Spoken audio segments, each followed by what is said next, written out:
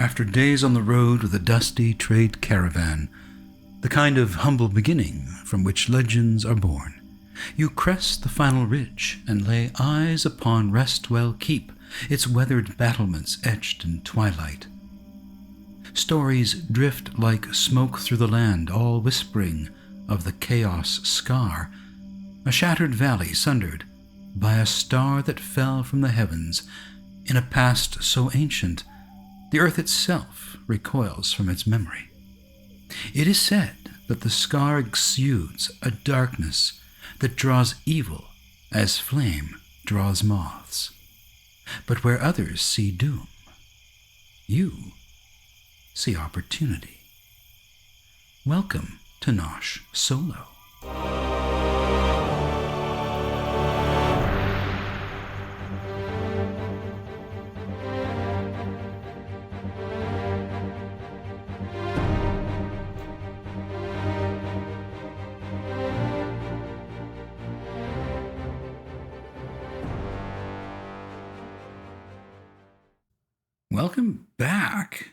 Welcome back after a long pause in my posting content. But real life has gotten in the way, as it always does. And here I am, hoping you're going to enjoy this fresh relaunch with the fresh opening credits and all that good stuff. So one of the viewers asked if I could generate something of an old school Renaissance approach with GURPS 4th edition and showcase a bit of character development in the process. Well, in its conception, GURPS was never designed as a D&D clone. In fact, that was one of the things that first attracted me to GURPS back in 1985-86. And its core mechanic has wonderfully remained unchanged over these nearly 40 years. Damn if that doesn't just make you feel old. So I looked at GURPS Dungeon Fantasy. I looked at Moldavay's 1981 Dungeons & Dragons basic rulebook. And I looked at 4th edition D&D's Keep on the Borderlands by Chris Sims. I also looked at the work of Eric B. Smith and his article Dungeon Fantasy on the Cheap. And so what I came up with was 7 characters inspired by Moldavay's Dungeons & Dragons, trimming them all down from 250-point characters using Dungeon Fantasy templates, and with Smith's guidance, dropping them to 100 points apiece, and then plopping them into this revamped Keep on the Borderlands by Sims. And credit goes to all of those creators and their great work. Now, there are some things I didn't lift from Dungeon Fantasy. For instance, I'm not implementing the giant weapons perk. Halflings, as they're depicted in Moldavay, they're just not going to be able to use larger weapons. And as much as I appreciate the tiny tools ruling in Dungeon Fantasy to take diminutive armor and reduce its DR, gotta be honest, that's just not my jam. So for tiny characters like the Halfling, I've just reduced the weight of most of her gear that she wears, but keeps the DR so that she can rock and roll with the combat.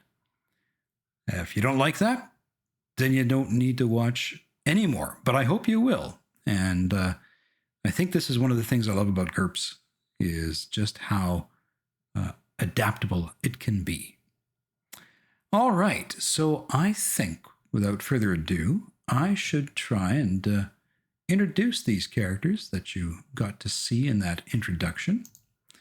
And why don't we start with, let's see here. How about our fighter, Garen Stonevale?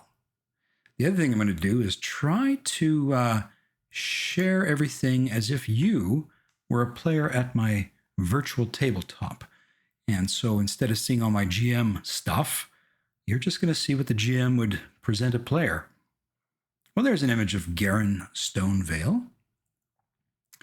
And I have generated some background stories for each of these characters. So let's hear Garen's backstory. At 40 years of age, Garen Stonevale is the oldest member of his adventuring band, and it shows, not in weariness, but in the way he carries himself. Shoulders squared, eyes sharp, and voice like gravel over steel. Though he's only just begun his life as a true adventurer, Garen has the bearing of a battlefield commander, the instincts of a seasoned warrior, and the scars of someone who's seen more than he lets on. His reflexes are honed, his shield work is impeccable, and his endurance borders on the unnatural. He's the kind of man who can take a hit, spit blood, and keep coming harder, faster, and angrier. But that anger is a double-edged sword. Garen's temper is infamous among those who've seen it flare, and once the blood starts flowing, he's prone to losing himself in the thrill of the fight. He doesn't revel in cruelty, but the heat of battle stirs something primal in him, something he doesn't always control. Afterward, he tallies each fallen foe by scratching a mark into the rim of his shield, a quiet ritual that keeps him grounded, or so he claims. Despite his gruff demeanor, Garen is oddly meticulous about his appearance. He combs out his thick mustache and beard several times a day with a small, worn bone comb, muttering about discipline of the face. Before every battle, he taps the pommel of his sword 3 times, a habit born of superstition, muscle memory, or perhaps a promise long ago made. He distrusts smooth talkers and silver tongues. Yet when nervous, he lapses into overly formal speech, as if etiquette might shield him from uncertainty. And while he'll fight in nearly any terrain, he loathes narrow bridges. Too exposed, too confined, and too many bad memories. Garen Stonevale may be new to the road, but he walks it like a man who's been preparing for it his whole life. He's not here for glory or gold. He's here to fight, to lead, and to carve a name into the world that no one will forget. And if you liked how that backstory sounded and the narrative, well, you can thank Microsoft Copilot. I can write well, but I don't have the time to write that well. So all these backgrounds were written by Copilot based off of me injecting all the characters' traits and disadvantages and quirks and so on. Okay, let's take a look at Garen's character sheet, shall we? Okay, so he's 40 years of age, stands 6 foot, 220 pounds. It's got a strength of 12, dex of 11, IQ of 10, health of 12, hit points of 14, will of 10, perception of 10, and fatigue points of 11. He speaks common. He's lightly encumbered and has a move of 4 and a dodge of 8. Traits-wise, he has Born War Leader 1, combat reflexes, enhanced block 1, extra hit points 2. He's fit. Disadvantage-wise, he's got a bad temper and bloodlust.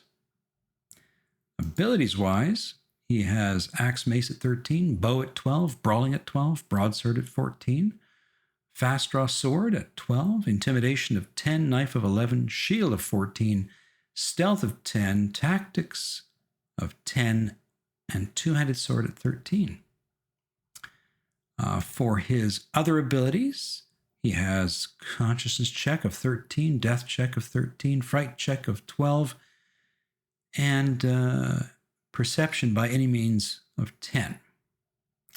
Combat-wise, he's got a Broadsword, which does 1d plus 3 cutting and 1d crushing, and he has no ranged weapons. Defense-wise, he's got leather boots that give him a DR of 2, leather gloves that give him a DR of 2, and a mail shirt that gives him a DR of 4/2 against crushing. Inventory, he's got a broadsword, the boots, the leather gloves, a medium shield, ordinary clothes, a sack with his personal basics, and a mail shirt. He's got 25 copper farthings to his name. I also went ahead and had Microsoft Copilot rewrite the class descriptions for the various characters, but I think I will read those out at another session. But they are kind of cool rewrites, if you ask me. Okay, so that's Garen Stonevale, our fighter. Let's take a look at our next character, shall we? And that is Kale Whisper Velric. And I'll share his picture here. Look at that handsome fella. All right. Well, what's his backstory all about? Kale Velric, better known by the alias Whisper, is a thief with nimble fingers, a silver tongue, and a shadow that might just be his best friend. At first glance, he's all confidence and charm, the kind of man who could talk a guard out of his own boots while picking his pocket. But beneath the swagger lies a labyrinth of contradictions, compulsions, and a curious code of honor. Kale earned the nickname Whisper, not because he's quiet, he isn't, but because he's rarely where you expect him to be. He moves like smoke, dodging danger with uncanny grace and slipping through tight spaces with the ease of someone born to vanish. His hands are quick, his lies quicker, and he rarely tells the same story twice, unless it's to contradict himself for fun. He keeps a single silver coin tucked into his left boot at all times, a charm he claims is blessed by a beggar, cursed by a king, and flipped by fate. He won't part with it for any price. Strangely, he despises the taste of apples, calls them nature's betrayal. Yet, he always carries dried apple slices in his pouch. He hands them out with a grin and a wink, claiming they sweeten the soul and soften suspicion. Despite his roguish ways, Kale has lines he won't cross. He refuses to steal from temples or holy places devoted to righteous deities. Bad luck, he says, though the way he glances at his shadow when he says it suggests something deeper. Speaking of which, Kale talks to his shadow regularly. He calls it shade and treats it like a partner, a conscience, or perhaps a lingering echo of someone he once knew. Whether it's madness, magic, or just loneliness, he never explains.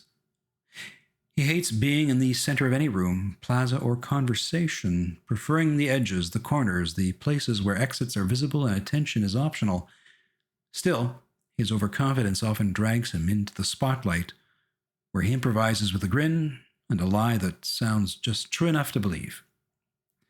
Now, with a rapier at his side, a coin in his boot, and a shadow that never leaves his side, Kale Whisper Velric is ready to test his luck in the wider world.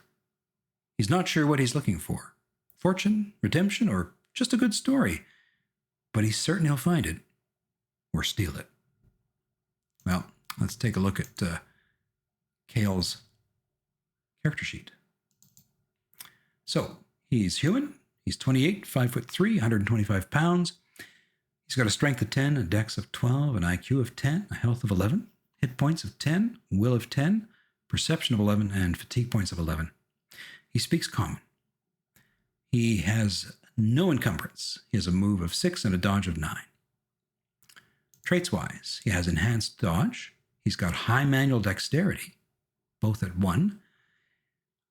Disadvantages, he's a compulsive liar and he's overconfident. Abilities-wise, he has many skills. Acrobatics, 10. Brawling, 12. Carousing, 11. Climbing, 11. Escape, 10. Fast draw, knife and sword at 12. Fast talk, 9. Filch, 12. Forced entry, 12. Garrett, 12. Lockpicking at 11. Main gauche, 11. Observation, 10. Pickpocket, 11. Poisons, 8. Rapier, 12. Shadowing and sleight of hand, both at 10. Stealth 15, Streetwise 10, and he's got thrown weapon knife at 12 and traps at 11. For his other abilities, his consciousness check is 11, his death check is 11, his fright check is 10, and his perception by any means is 11. Combat-wise, he carries a dagger that he can thrust not well for 1d minus 3 impaling. He has a large knife that he can thrust not well at 1d minus 2 cutting or impaling. He has a rapier that he's fairly proficient with that does 1d minus 1 impaling. However, with ranged weapons, he can throw his daggers and knife with a level of 12, doing 1d minus 3 and 1d minus 2 impaling, respectively. And for defenses, he has boots on his feet for DR2, a leather jacket covering his torso, groin, and arms with a DR of 1, and leather pants for a DR of 1. Inventory-wise, the leather jacket, he's got 4 daggers, the boots, the leather pants, 1 large knife, ordinary clothes, 1 rapier, a sack, and some lockpicks. And he's got 10 copper farthing. Okay, so that is Kale. Okay, who else do we have here that we can take a look at? How about this gal here? This is Penny Thistlewink Underbow. Underbow? Underbow. I think it's Underbow. Okay, so let's take a look at her backstory, shall we? Look at that grin. I love that grin. Okay, your backstory is as follows. Penny Underbow, better known by her nickname Thistlewink, is a sprightly halfling with a spring in her step, a tune on her lips, and a suspicious number of pastries tucked into her pockets. Hailing from the sleepy hamlet of Tumblebrook, Penny earned her nickname as a child after a mischievous prank involving a thistlebush, a borrowed pie, and a wink that got her out of trouble, mostly. The name stuck, and so did the habit of charming her way out of tight spots. Despite her innocent face and cheerful whistling, Penny is a surprisingly nimble and dangerous shot with any missile weapon she can get her hands on, be it sling, dart, or a well-aimed teacup. Her uncanny ability to dodge danger has saved her more than once, and when she stands still, she can vanish into the background like a shadow at dusk. Many a would-be pursuer has sworn she simply wasn't there anymore. Penny is compulsively curious, which often gets her into places she probably shouldn't be, like locked pantries. She has a habit of giving nicknames to everything and everyone she meets, from her trusty short bow, Sting Whistle, to her dwarf friend, Thrumley Ironfoot, whom she calls Master Stump Stomp. She also carries a small, smooth stone she calls Tumblespark, which she rubs before every risky endeavor. And before every meal, just in case. Why Tumblespark? Well, the stone has tumbled through many a scrape, and Spark suggests a flicker of luck and a flash of intuition. Her mild kleptomania is more instinct than malice. If it's shiny, unattended, or vaguely snack-shaped, it might just end up in her pocket. Speaking of pockets, she keeps snacks in all of them. All of them. Crumbs trail behind her like breadcrumbs in a fairy tale. Though she's brave in the face of monsters, traps, and the occasional angry goose, Penny has one deep-rooted fear: crowds. Specifically, any gathering of 12 or more people, regardless of size, species, or intent, sends her nerves into a jittery spiral. She calls it the dozen dread, and she swears it's not superstition, it's survival. Whether it's a market square, a festival, or a particularly rowdy tavern, Penny will find the nearest exit, the quietest corner, or the fastest route under a table. She claims it's because nothing good ever happens when there's a dozen or more eyes on you. This phobia makes her a master of slipping through gatherings unnoticed. But it also means she's rarely seen in the middle of a crowd unless she's already planning her escape. Now, with a satchel full of snacks, a lucky rock in hand, and a world full of secrets to uncover, Penny Thistlewink Underbow is all ready to take her first steps into adventure. Quietly, of course. All right, so that's her backstory. Let's take a look at her character sheet. So we have here Penny, a halfling, 35 years of age, 3 feet in height and 70 pounds, size modifier -2. She has strength of 11, dexterity 13, IQ 11, health 11, hit points of 12, will of 11, perception of 12, and fatigue points of 11. She speaks common. Let's see. It says here she's got none for encumbrance, or not encumbered.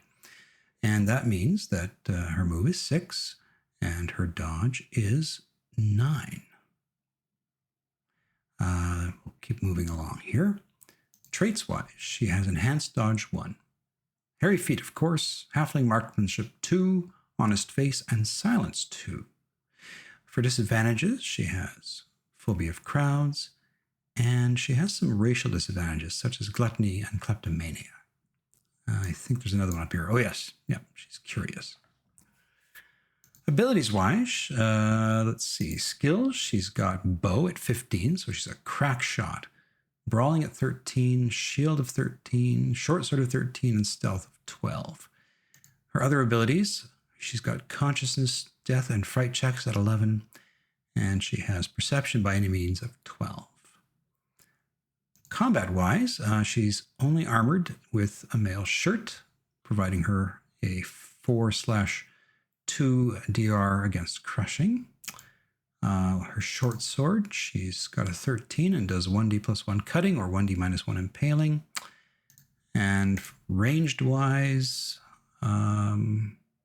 she has, her short bow that does 1d - 1 impaling. Okay, inventory-wise, she's got a backpack, small, personal basics, 4 torches, her clothes, her short bow, her short sword, shoulder quiver, her 12 arrows, small shield, and the mail shirt. And she's got 2 gold pieces, 50 silver pennies, and 57 copper farthings. All right, so that is Penny Thistlewink Underbow. All right, let's go to our next character.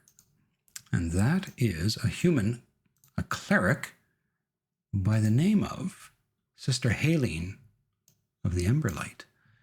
And let's have a read of her background story. Okay, so Sister Halfling of the Emberlight walks the world not with divine power, but with unwavering faith. At least not divine power yet. As a newly anointed acolyte of Pelor, the god of the sun, healing, and renewal, she is yet to be granted the gift of spells. But what she lacks in miracles, she makes up for in conviction, compassion, and a stubborn refusal to let darkness go unchallenged. Halfling believes that Pelor speaks to her through dreams, specifically dreams about weather patterns. A sudden thunderstorm in a dream might mean danger ahead, a gentle sunrise, a sign of hope.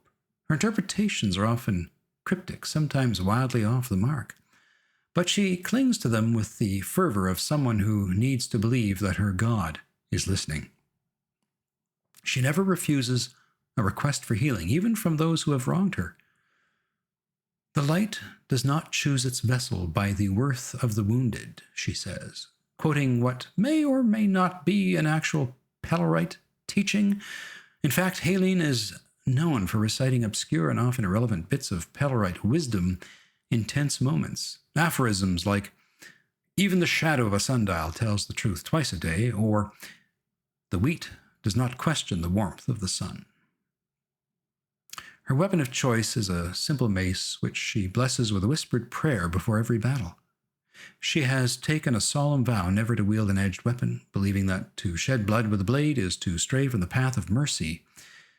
Her sense of duty to her order is absolute, and she carries herself with the quiet dignity of someone who believes she is always being watched by her God, by her peers, and by the light itself. Despite her calm demeanor, Halfling harbors one irrational fear: frogs. She's convinced that they are cursed familiars, tiny spies of dark sorcerers sent to croak secrets and sow misfortune. She avoids ponds, marshes, and rainy nights whenever possible. And she once tried to exorcise a toad with holy water and a hymn.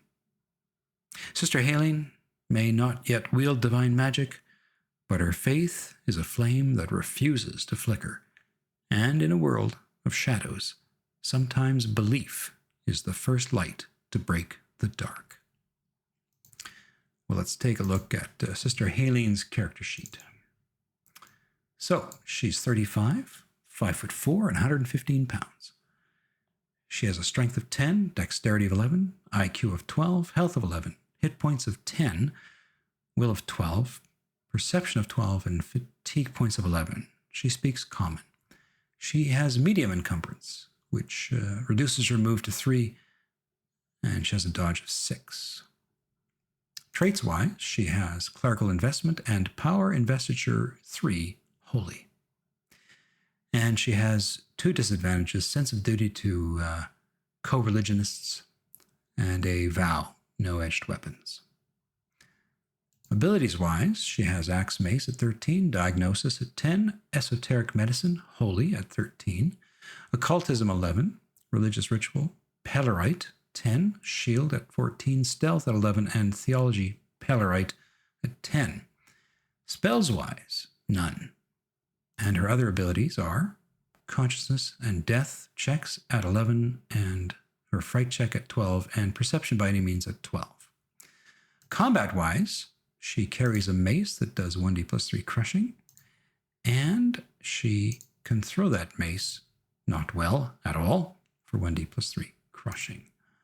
Defense-wise, she has boots for DR of 2, leather gloves for DR of 2, a pot helm that, including her skull, gives her DR 6, and she has heavy leather on her torso for a DR of 2. She has a leather skirt to cover her legs at a +2, for DR of 3/2 against crushing. And when you combine her skirt leather and her heavy leather on the groin area, she's well armored there. Okay, inventory. She's got a backpack small with a blanket, personal basics, and 3 torches, boots, studded leather skirt, leather gloves, mace, medium shield, clothing, a pouch with her holy symbol, 2 minor healing potions, a pot helm, and leather armor on her torso. And she has 6 copper farthings to her name. All right, so that's Sister Halene. Okay, let's go on down the line here. And let's take a look at the elf. So, this is Thalwyn Shadowglen. Look at that fella. Okay, I'll read his backstory for you.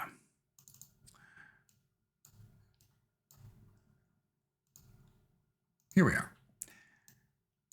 Thalwyn Shadowglen walks the border between the seen and the unseen.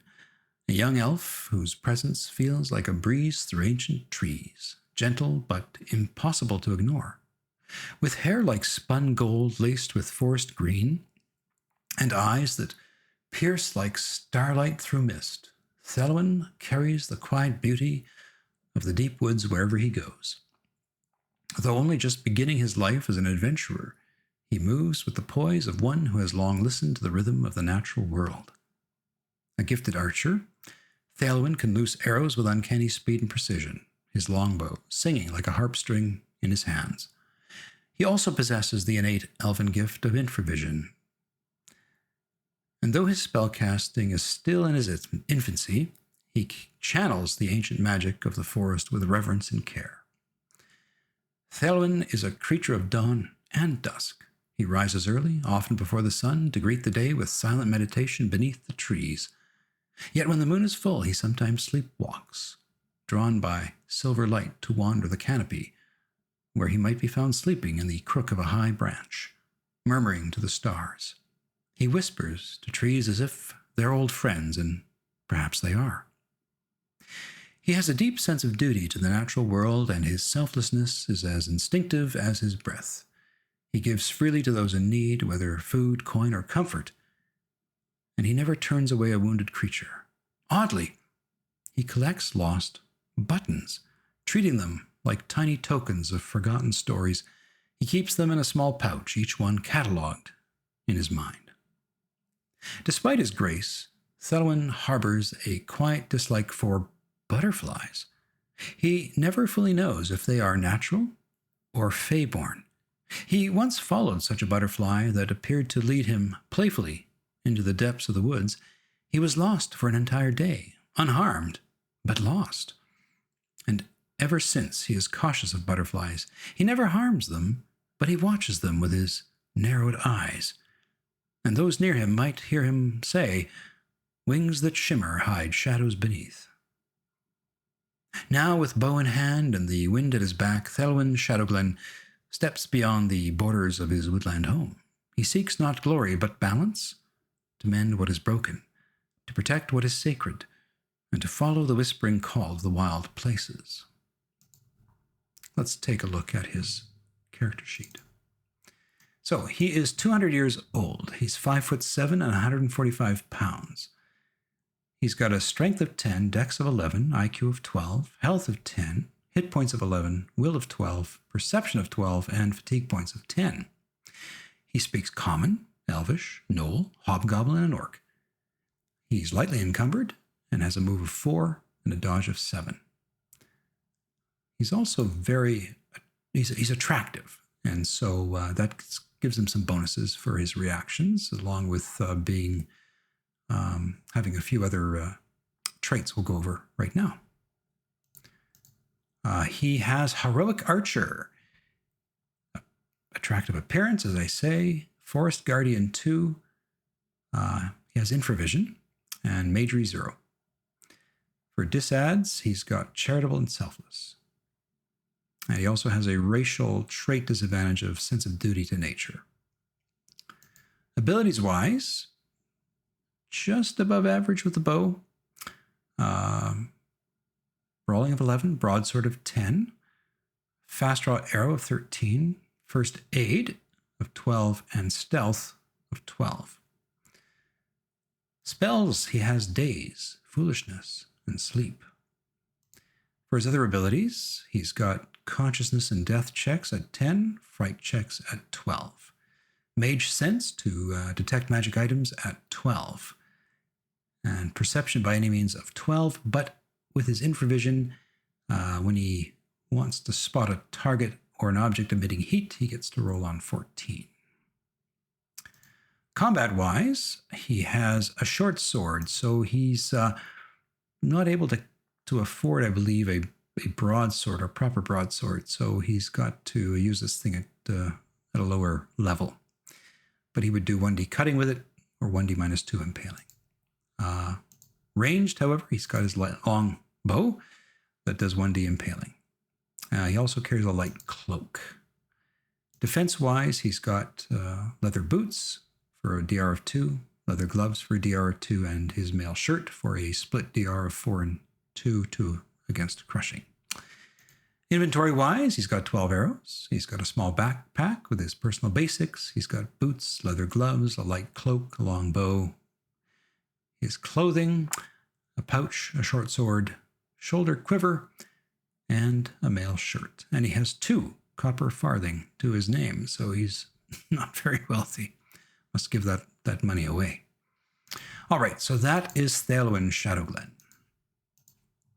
Okay, on we go. Let's take a look at the dwarf. Yeah. So, this is Thrumley Ironfoot. And let's read about him. So, for his backstory, Thrumley Ironfoot is the kind of dwarf who looks like he was carved from the same stone he walks upon. Broad-shouldered, thick-skinned, and impossible to move once he's set his stance. Though only just beginning his life as an adventurer, Thrumley already carries himself like a veteran of 100 battles. He's not fast, but he's relentless. He's not flashy, but he's nearly impossible to kill. And he's never, ever taken his boots off in living memory. Ugh. With skin like weathered granite and a constitution that shrugs off poison like it's bad ale, Thrumley is built for survival. He handles axes and picks with the ease of someone born with a haft in his hand, and in battle he's a wall of muscle, grit, and stubbornness. His infravision helps him navigate the dark places of the world, but he rarely seeks them out. He's not curious by nature, and he's perfectly content not knowing what's behind the next door unless someone pays him to open it. Thrumley is gregarious and loud, with a booming laugh and a bottomless tolerance for alcohol. He's the first to raise a mug and the last to leave the table. Beneath Thrumley's booming laugh and ironclad stubbornness lies a quiet burden, a powerful guilt reflex. He carries the weight of others' misfortunes as if they were his own fault. If someone under his watch is hurt, lost, or worse, Thrumley will shoulder the blame, whether it was his doing or not. It's not about penance for past sins, but a deep-rooted belief that strength means protection and failure to protect is failure, full stop. He won't speak of it openly, but it gnaws at him in the quiet moments between battles and brews. He's greedy, yes, he'll admit that with a grin, but he's also a craftsman's son, and nothing angers him more than shoddy work. When he sees someone cutting corners, he's quick to mutter, "A shortcut is just a fancy way to say bad craftsmanship." Thrumley believes that stones whisper advice to those who know how to listen. He often presses his hand to cave walls or mountain faces, closing his eyes and murmuring as if in conversation. Whether it's superstition or something deeper, he trusts the stone more than most people. He is known to say, "Stone doesn't rest, it just waits to be shaped." And then there's the poetry. Thrumley loves it. He reads it, writes it, and when he's had just enough ale, recites it. His verses are simple, heartfelt, and often unintentionally hilarious.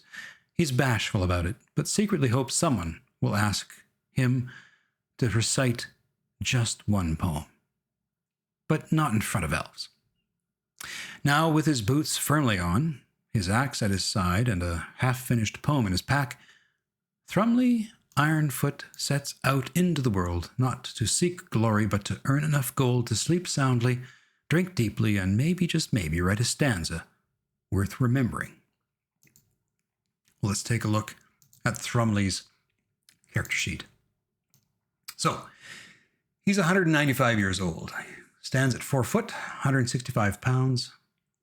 He's got strength of 12, dex of 11, IQ of 10, health of 12, hit points of 13, will of 11, perception of 10, and fatigue points of 12. Speaks Common, Draconic, Dwarvish, Gnome, and Goblin. He's lightly encumbered, has a move of 3 and a dodge of 6. Traits-wise, he's fit. He has hard to kill 1, hard to subdue 1. He has alcohol tolerance. He's got dwarf damage resistance of 1 for tough skin.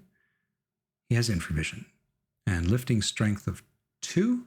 He's got pickaxe penchant 1, and he's got +3 to resist poison. For disadvantages, he's gregarious, he has a guilt complex, and he's incurious. He also has his racial disadvantages of greed and stubbornness. Abilities-wise, he's got Axe Mace at 14, Brawling at 13. He has the expert skill Mining, which is a conglomeration. See what I did there? A conglomeration of different skills in the mining, engineering, mining, masonry, that field.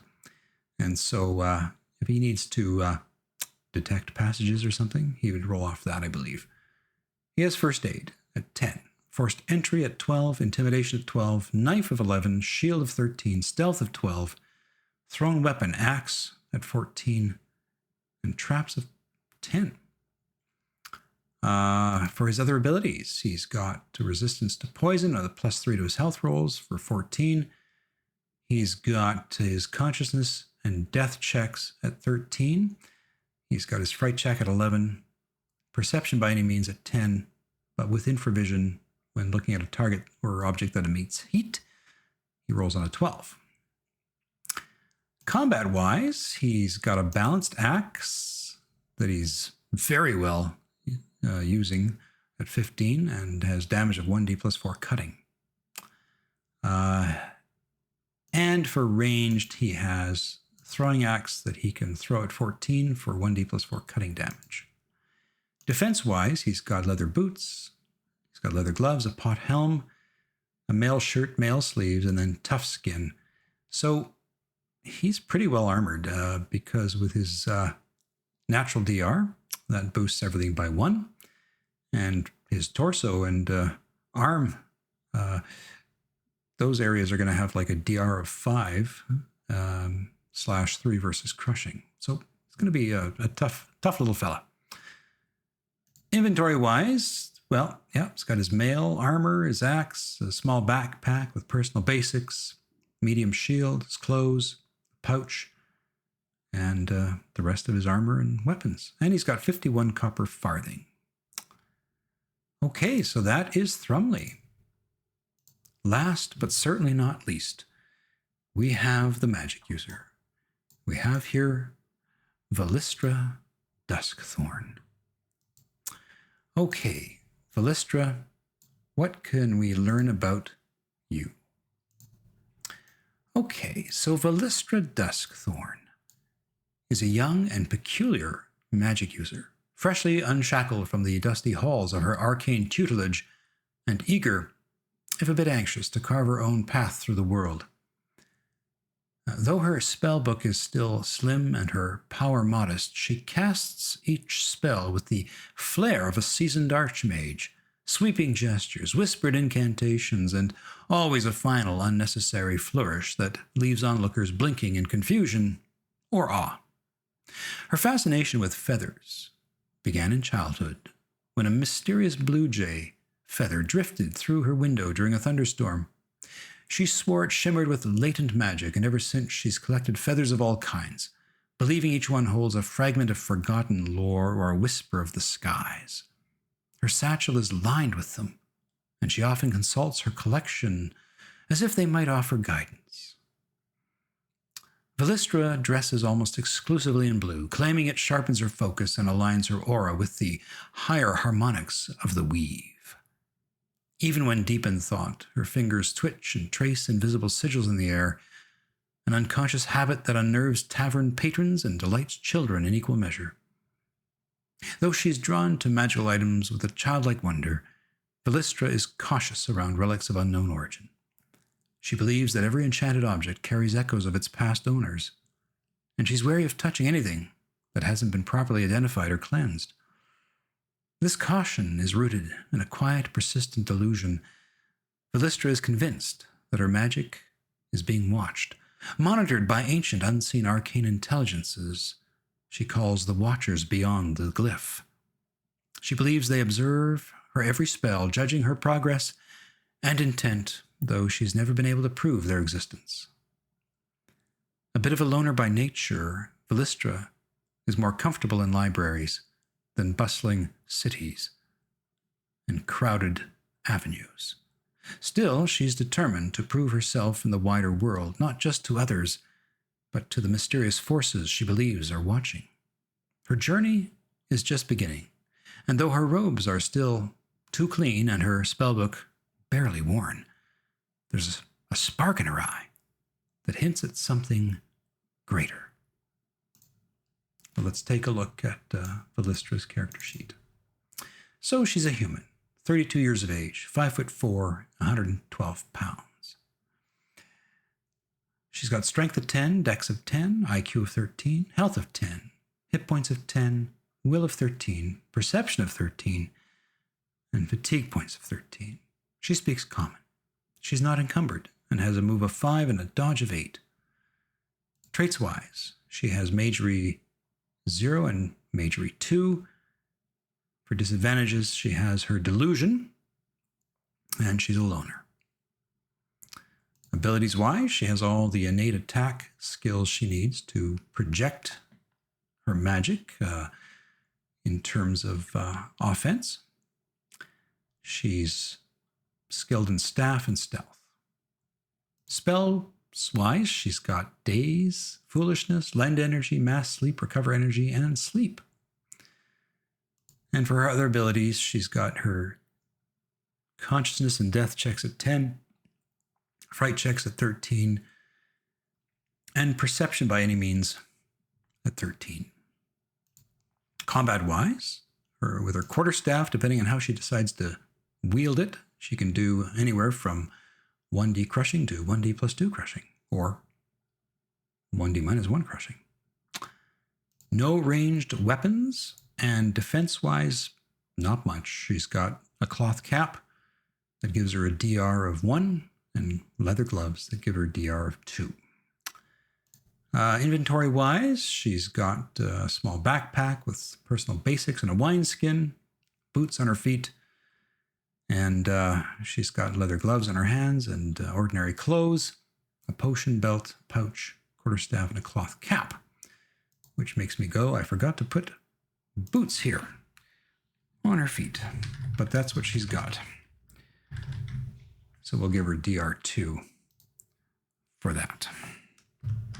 There we go. All right, and she has 3 gold pieces, 25 silver pennies, and 270 copper farthings. All right, my friends, so those are the characters, and that is the party. So I think before I end, I will jump in on just one more, I guess one bit more of narrative. How's that? Just to send you off with a little teaser. And we'll jump over here. And I'm going to share this image while I read this to you. You haven't been within the keep's walls an hour before a youthful bald friar in humble robes approaches you, with a gaze both intense and urgent. His name is Ven, and his words carry weight. His mentor, a revered priest named Benwick, requests your presence, not for idle chatter, but for matters of grave significance. You are promised a feast as payment, though the sense of mystery far outweighs the allure of food. Well, I hope you have enjoyed watching this presentation. Thank you so much for joining, and I'll see you in the next one.